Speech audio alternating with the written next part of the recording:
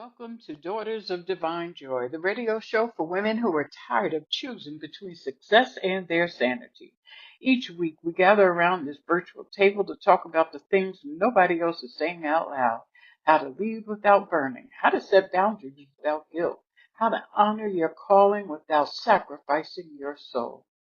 This is a sacred place for women who are done accepting chaos as normal and ready to claim the joy that's been their birthright all along. This is Daughters of Divine Joy. Welcome. Hey, hey, hey. How's everybody doing? Good to see you. Good to see you. Good to see you. I am Diane Butts, and we are Daughters of Divine Joy. We're here today to talk about some things that maybe have been on your mind, some things I want to talk about. And I want to talk about um, remembering our dreams. One of the things that has struck me is that, and I'm not going to talk about this today in its totality because it's something that I've been musing about and just trying to see how it fits into my belief structure. But I'm I've been wondering about looking and redefining my personal theology and what I believe, because I have been thinking that, our ancestors have survived all these many years in this country. And what parts of faith can we transform, or can we elevate from that of a survival based theology to one of a more of a thriving based theology? And I'm struggling with some things with that, because I know intellectually there are some parts of my faith that I don't know that I would change. I don't know if I could change it. But as I think about how we teach the next generation about our faith, do I want them to feel powerless? Do I want them to feel as though they don't have agency and faith, like it doesn't work together? And I think it does. Um, do I want them to work from um, a thinking or a theology of lack, or a theology of abundance? And I'm not talking about prosperity theology. I'm just talking about knowing that you worship a God who has created all and has created us. And so why are we worrying about little things that we don't have? Okay. So, that's what I'm talking about. But just in that, one of the things that it has caused me to do is focus on thinking about what my dreams were. Sometimes during life, we have dreams like when you're a little girl, you or a little, a young person, because, I know men listen to this as well. When you are young and in your mind, you say, oh, I want to be this when I grow up. I want to be that. And then life happens. And you go to college, you major in something, and you start looking for a job, and you maybe kind of fall into a job that wasn't quite in line with your major, but you're stuck there and you're working, and 5 years in, 10 years in, now you have a skill set that's based in maybe mortgage, and your background was in something else, like maybe history, but you find yourself working in mortgages. It wasn't what you dreamed of, but it pays the bills, and so you're there. And maybe 20 years in, something doesn't feel right, and you're not happy in it. You're not fulfilled by it, but you're in it. And so I believe we call that settling. Not think. I know we call that settling. But it's also real. It's something that you developed over time. It's something you've invested in. So how does that fall with your dreams? How can it be manifested into something else? How could you evolve it into something else that may make you a little more excited about what you're doing, may um, be able to align with the skills that you developed over time in that particular job? Um, but it wasn't the things you dreamt about. So I want us to focus on and let's talk about remembering our dreams. When I was young, I wanted to be an attorney. And I would tell everyone who asked me, what are you going to be when you grow up? I'm going to be a lawyer. And I would always hear, you can't be that. And the reason why I couldn't be that is because women were not lawyers. Now, I was born in the late 50s, and there weren't a lot of women lawyers, very few. There weren't a lot of women in law school. Mostly there were men. And so, for the most part, the professions you saw women going into were education, nursing, or being a secretary or something, have to do with administrative office work. Well, I believe when I took my first typing test, I typed 35 words a minute. And years later, after a lot of keyboarding, I typed 35 words a minute. So I was never going to make any money being a secretary. No. My organizational skills are not lacking, but nobody's going to pay me to organize stuff, okay? I can organize things, but I do it my way and in my time. So I don't think I'd be like a project manager or anything. That wouldn't excite me at all. Um, and so that dream of being an attorney was also transformed into something else as I got to know myself, as I got to see the things and know what excited me and where I thought my gifts were, and where I felt called to be was in social work and social justice and helping people. And that's where I felt very comfortable, very alive. It was natural for me to do that. It was my gift and my calling. And so I looked at how can I do this as an attorney? And I could do it as an attorney, but I didn't see where the payoff was going to be. And if I was going to spend all that money going to school to become an attorney, I didn't want to do it to be a poor attorney. You get me? Okay. So I didn't think the investment was worth what I was going to get out of it and what I was being called to do. So I ended up going to school, majoring in sociology. I learned a lot about the world and how it functions and how it's structured. I learned a lot about oppression and different types of government, whether it's socialism or communism or capitalism, such as we have here.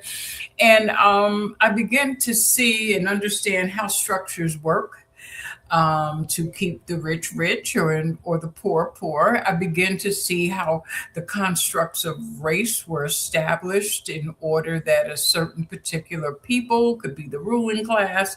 I started understanding how things like the medical system and education work together to uphold to undergird all these things in these structures we call institutions. So it gave me a lot to work with.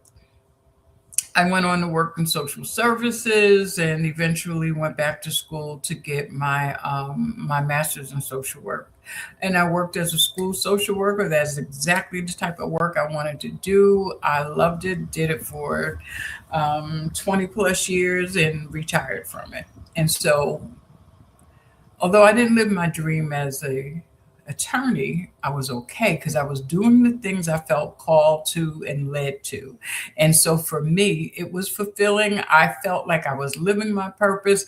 I was able to live according to the value system that I had established for myself. So when I look back over my life, I'm pretty happy about some of the things that I've done. There's not a whole lot I want to do over and not a whole lot I regret it. Um, I always loved children, but I couldn't have any of my own. So, I adopted when I was 41, and that was cool. My daughter's 35 now, and, we have a great relationship, love her to death. And she is one of the best things I've ever done with my life. But I sit back now and I said, okay, what are some of the things that you didn't get to? What is still burning in your heart? Because even at being in my late 60s, there are things that are burning. There are things that I still have and still passionate about or want to do. um so i I started thinking, like, how many people gave up their dreams because maybe you went to college and got pregnant, and maybe you didn't graduate because you needed to take care of your child and the money wasn't there any longer, and you didn't have child care, or you didn't have the infrastructure to continue, and so you left hoping that you would go back one day. You started your family, maybe even got married young. And I saw some of these things happening with other people. um, and so it left me wondering this week, how many people are still deferring dreams? Langston Hughes wrote a poem about it. Well, here you go. Now, what happens to a dream deferred? And the question's asked, what happens to it? Where does it go? Does that dream in you die, or does it fester and puss up like a sore? So that's the question I ask you today. What is it that you haven't gotten to yet?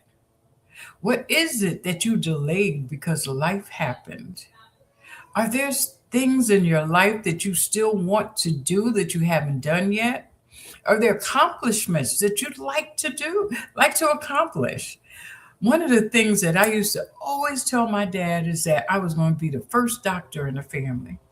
I was going to be the one that to get a doctor. Now, I wasn't. One of my second cousins was, but it wasn't me, at least not yet. And that's still a dream of mine, and it's still something I'm working towards accomplishing. Um, and so I'm asking, is there a voice in you that says, I still want to do this? Is there a part of you that's aching or mourning the thing that was lost because of life, because of choices you made that took you down a different road? And what was it that stopped you? Was it someone telling you that you couldn't do it? I remember I have wanted to, when my first foray into the field of education was as a sixth grade teacher. I hated being in the classroom. And so when they laid off new teachers that year, I think I ran out that building in June faster than the kids. I might have run over a couple of them getting out that building. I wasn't comfortable there. I wasn't doing the thing in education that I felt led to do or called to do. And it's funny how you're there being paid to be a teacher, to impart information, to stimulate learning. And all I was wondering is, why isn't this kid coming to school? What's going on at home? How can I help him? I wonder what's going on with the mother. Does she have any supports? What can I do to put things in place for her to support her and being a better parent? How can I support this kid emotionally? Those are the things I was thinking about. Okay, it wasn't about math, it wasn't about English, but it was about their social, emotional health and well being. And so for me, being a school social worker was a better fit. Really was a better fit. And so I finished that year, and I was on unemployment, and I decided I wanted to be a therapist. And when I told my mother, she said, I wouldn't do that. Why do you want to do? I wouldn't do that. I wouldn't do that. And I said, but you're not doing it. And she said, well, I wouldn't do it if I were you. And I said, but you're not me. And she said, I don't understand why I wouldn't be touching people. I said, well, you're not going to be touching people. Okay. And I did it anyway.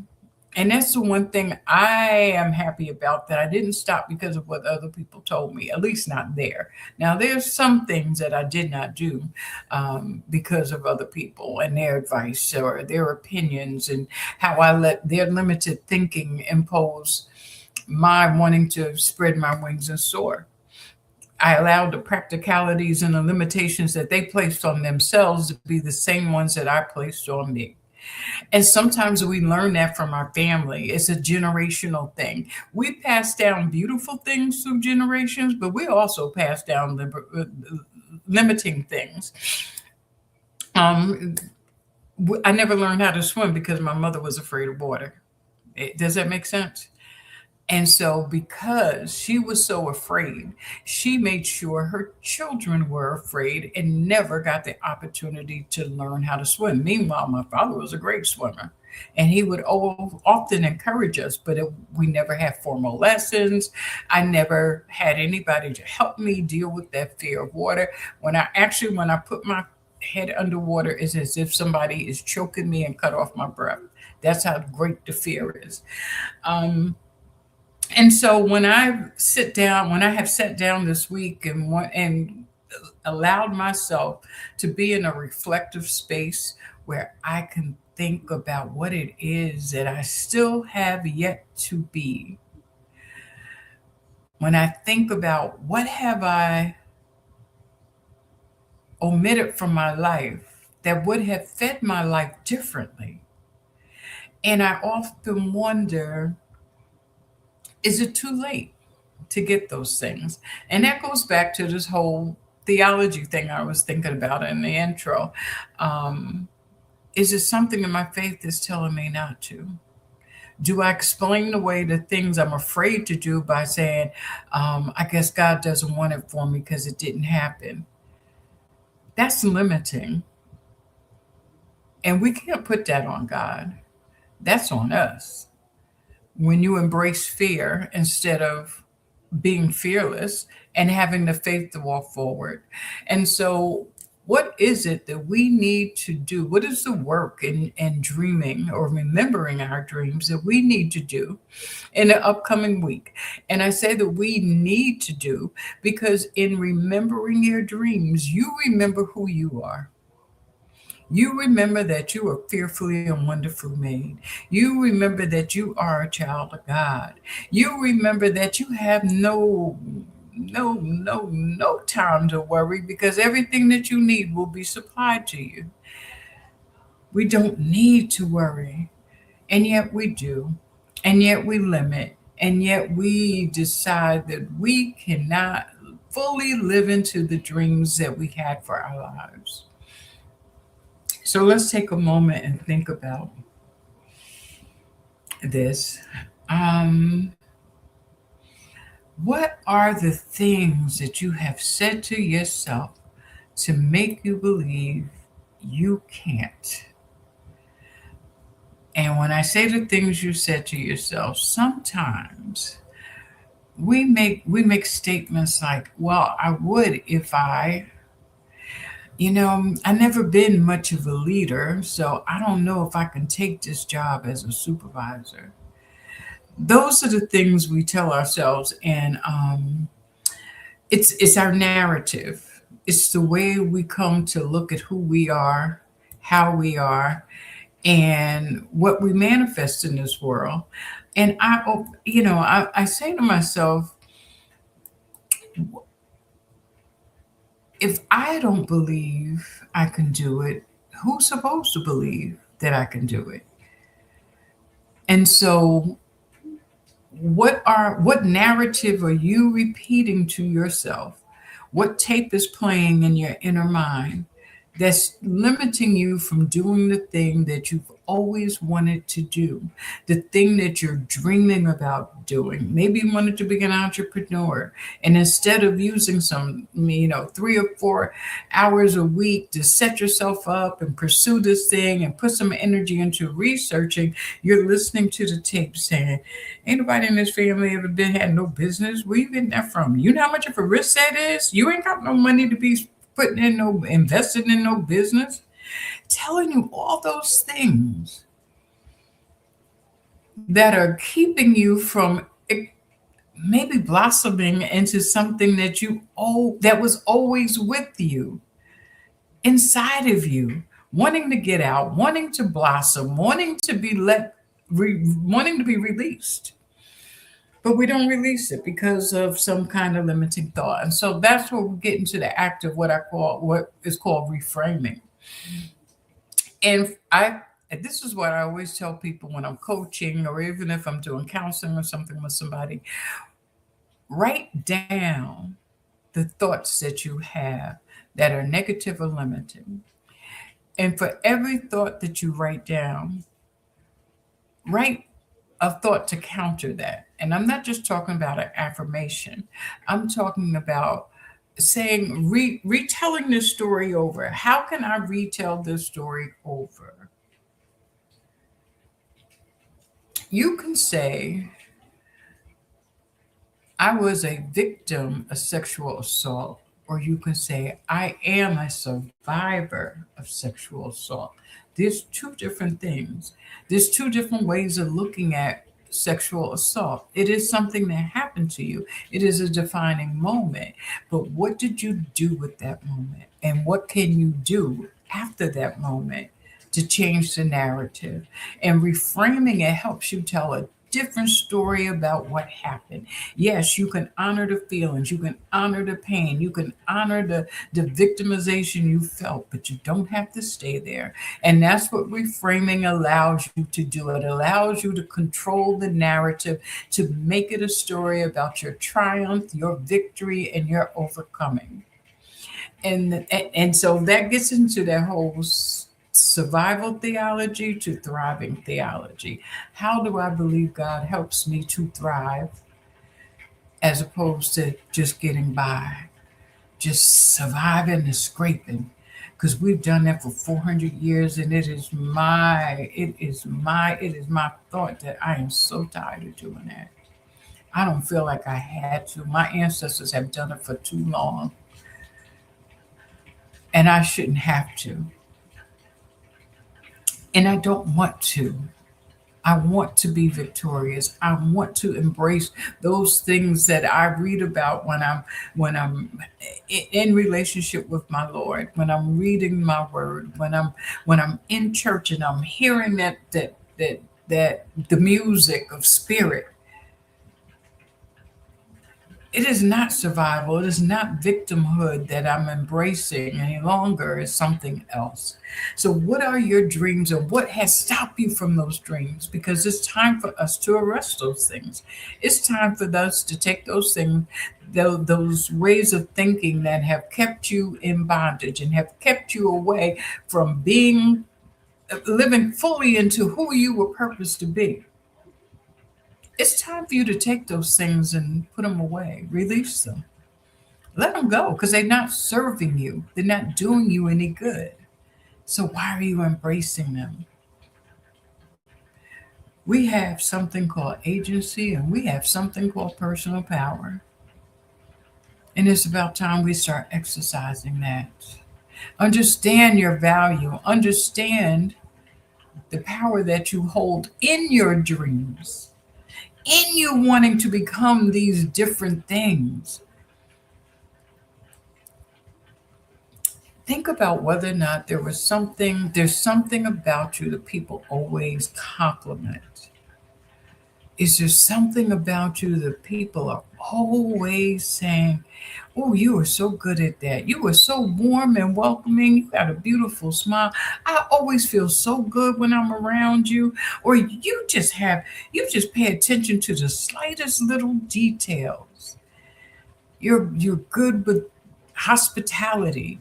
You pay attention to the details. Every little step of the plan you execute with excellence. Maybe you are a project manager. Maybe you're an event planner. Maybe you should have your own business. Maybe you should be in the hospitality, a party planner, running a bed and breakfast. How can you use that? How can you use that skill in a way that it serves you and helps you to achieve a dream? Okay, so I want to get to some things that we can do to help ourselves to get back in touch with these dreams. One of the things that we have that I think especially Black Christians have gotten away from, and that is ancestor veneration. Not worship, I worship God, but I do remember my ancestors. I remember the parts of them that they gave to me. I remember the parts of them that I didn't pick up. I remember fully who they were. And I even remember the pain of them not achieving their goals. My father only had a sixth grade education. It hurt him so much that he was robbed of the opportunity to have an education.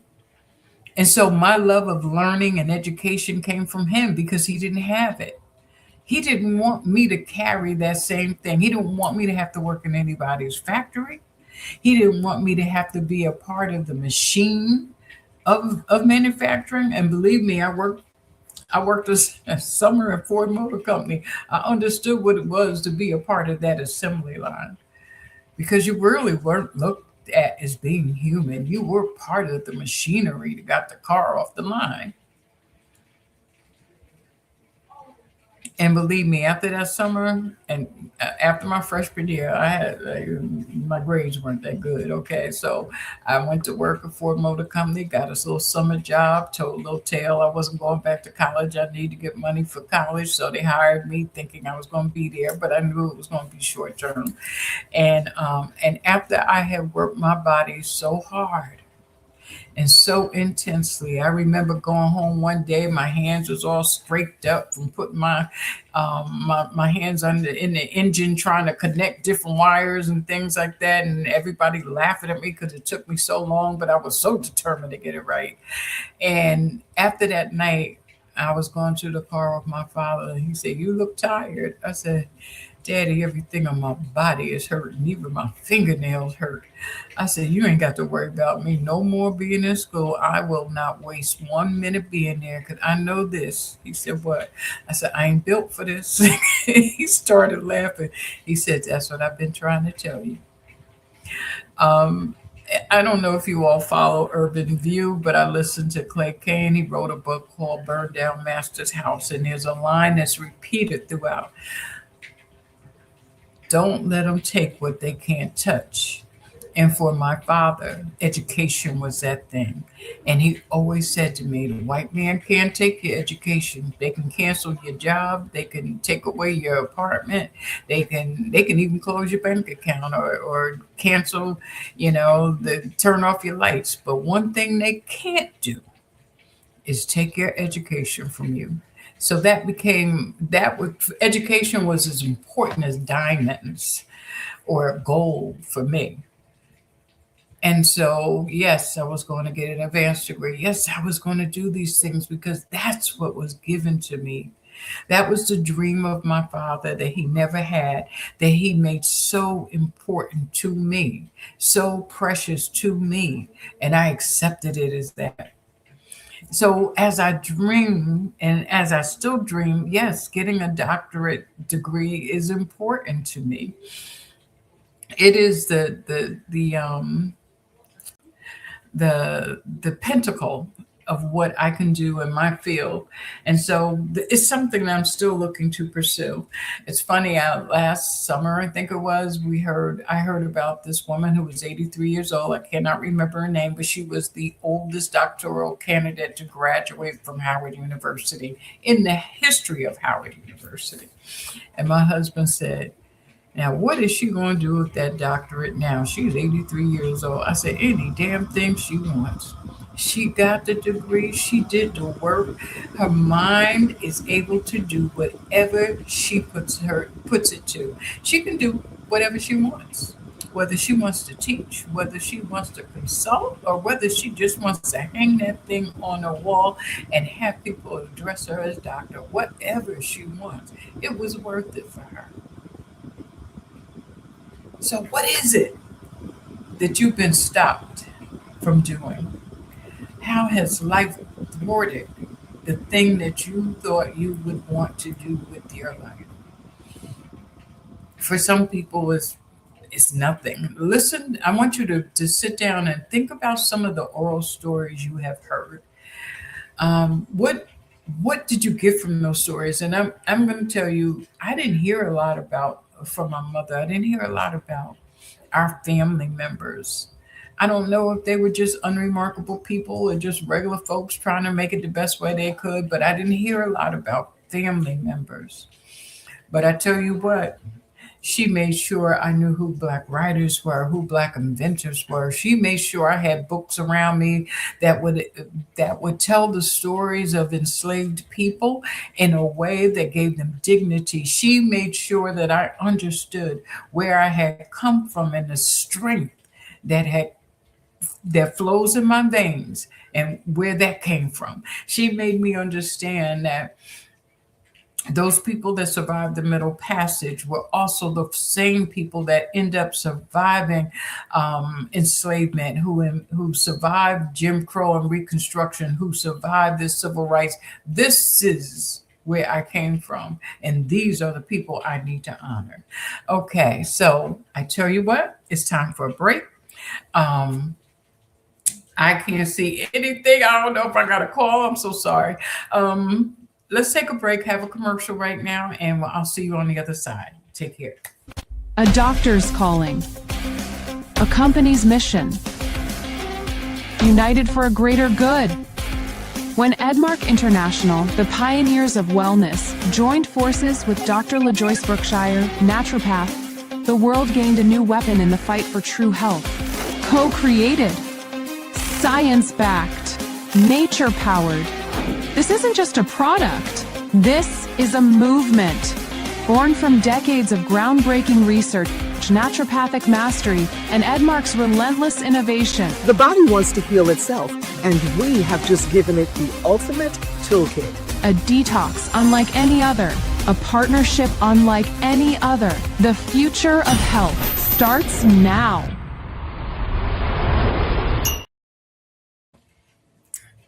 Okay, thank you very much. Thank you for returning. We're back now. We're still talking about dreams and dreaming, and not just dreaming just to be talking about something that you want to think about trying to do, but what things are in your core, what things are a part of who you are, you've been carrying for a while, a vision that you've been carrying, a desire that you've been carrying, a burning, that a fire shut up in your bones that you've been carrying. What are those things? And when are you going to do them? Because doing them is resistance. Doing them tells the world that you cannot be stopped by their limitations. And I think that as Black folks, we've been sending that message, although people still aren't reading the room and they're not really understanding the message because they don't want to. But we've broken free of a lot of change that folks tried to put on us. And so let's talk about that in a little different. One of the things that we do hold on to and understand is that we were made in the image of God.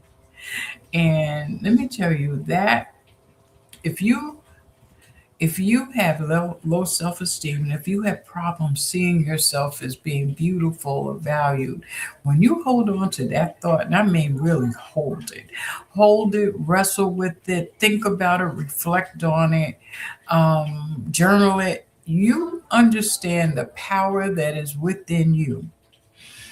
Remember who you are. Remember whose you are. Remember that you were created by a God with no limitations. So stop placing them on yourself. I'm not saying you are God, but I'm saying there's some things in you that nobody can stop and nobody can break. And so we need to take some time to engage those thoughts about what it is that we could do. I'm going to engage. Oh man, we got a new number. Maybe we can get the engineer to put that number up so you all can call in. I want you to think about how faith has played a part in there we go. How faith has played a part in bringing us from from hither to yon. From here to there. And so I want you to understand how it wasn't what we were told about God and about Jesus or Christianity. It's what we embodied, what we knew in our spirits, what we carried with us through the middle passage. That was not the same thing that we learned about when we got here.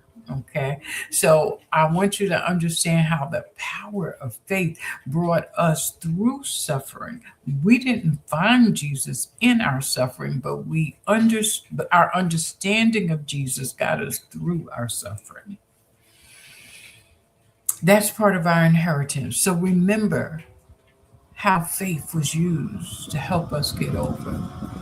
I want you to understand not only how our faith, because faith is a two-way thing, how God's faithfulness has seen us through. And if you've ever been down to your last dime, if you've ever been between a rock and a hard place, if you've ever been in a place where you know there was not going to be any kind of human intervention that could help you, and you needed a miracle, and that miracle came, then you understand the kind of faith that I'm talking about. God's faithfulness, trusting in God, believing in God, and waiting on God. Because you know only God can help you. Also, remembering your divine assignment. Now, let me tell you, if we're going to work and you're working 12 hours a day, you ain't going to have time for this. You have to make sure that you carve out some time for you so that you can close your eyes and dream a little bit. Before I came on, I was so tired. And I was sitting like this on my desk. And I said, child, go lay down. Just go lay down. I had like an hour. And I said, you know what? I'm going to go lay down. And my husband was watching TV. And he said, you want me to go? I'll turn off the television and I'll go in the other room. I said, mm-mm. He said, well, you might want to fall asleep. I said, and you'll hear me snore. Because it was that deep, that need to rest. And I find that I've been doing that a lot, but I had a dream. I dreamt, I recalled some things that helped me to understand why I had to go lay down in the first place. And it was more like I had a little talk with Jesus while I was laying down there. It was a spiritual moment that I enjoyed. And I woke up and I felt refreshed and I said, okay, I can do this now. I can do this.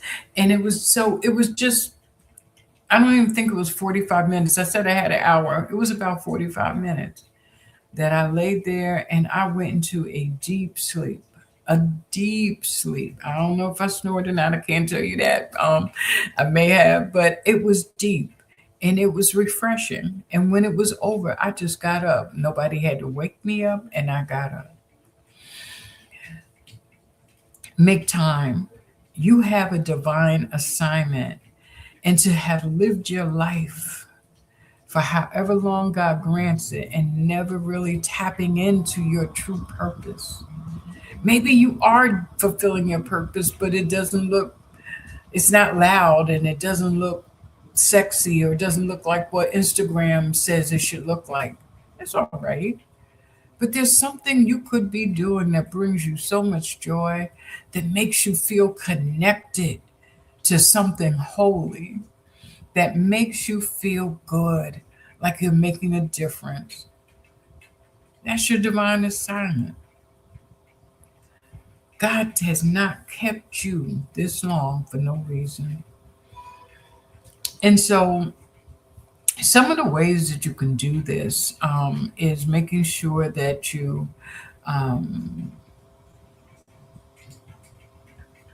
pray prayers to remember, to ask God to help you remember where you came from and where you're going, to give you the visions that you need to have in order to get there, to help You climb over obstacles and help you move obstacles.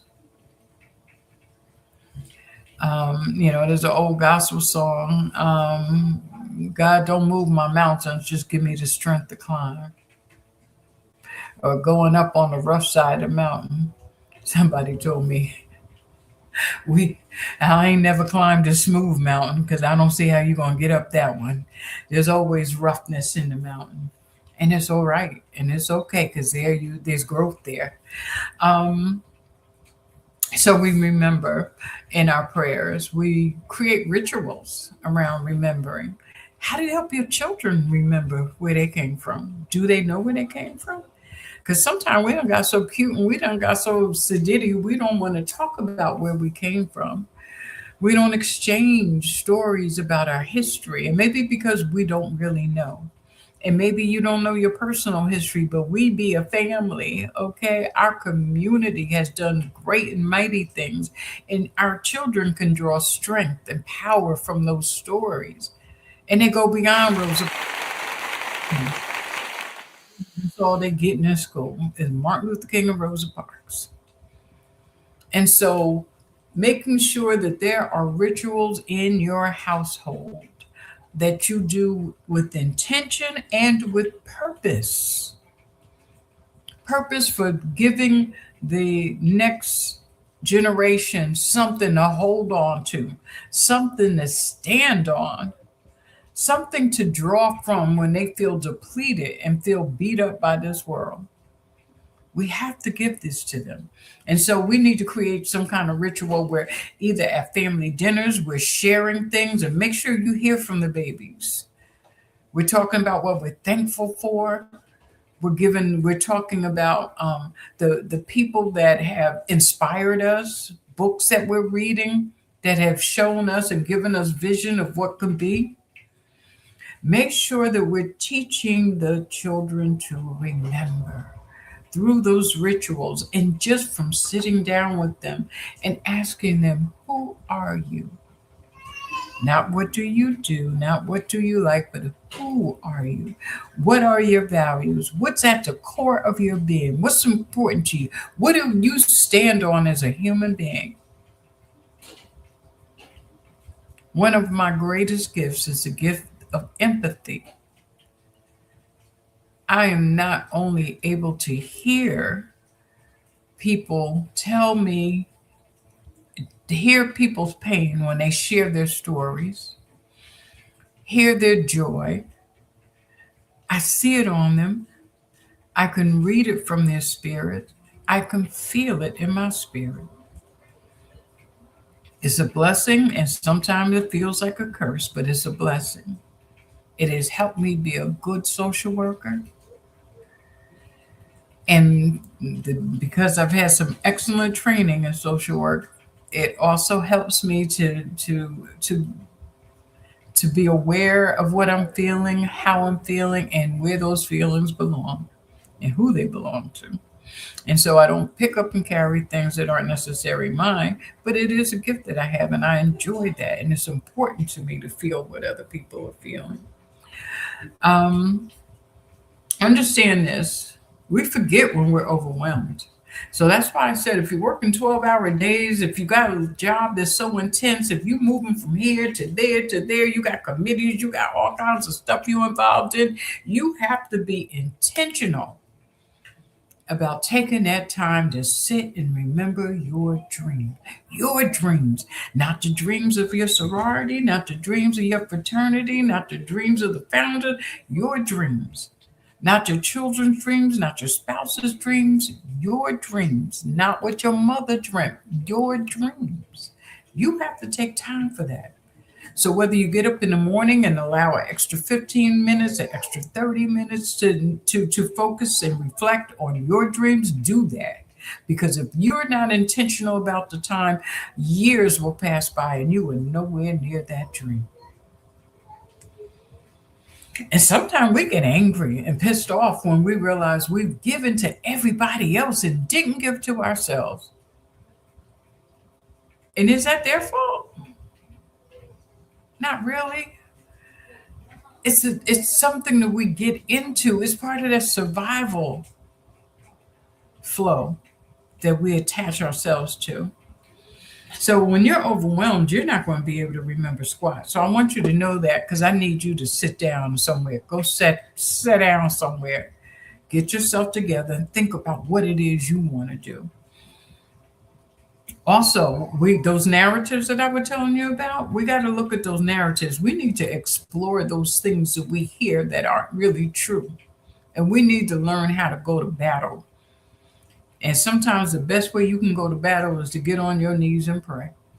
And if that doesn't work, you go see a therapist and you battle that crap in the therapy room. But you fight it, because that's not who you are. That's who people said you are. And you have a right to self-determination. So I expect you to exercise that right, because we thriving. We ain't just surviving. The other thing is that I want you to understand that deferred dreams can cause damage. Okay. I always, when I was doing street ministry, the one thing that I always said, ain't nobody woke up one day and said when they were a little kid, I can't wait to become a heroin addict. That's not something anybody wants to be. It's just something that happens to them through a series of unfortunate events. Maybe it was bad decisions, maybe it wasn't. Maybe it was bad influence, I don't know. But I do know this.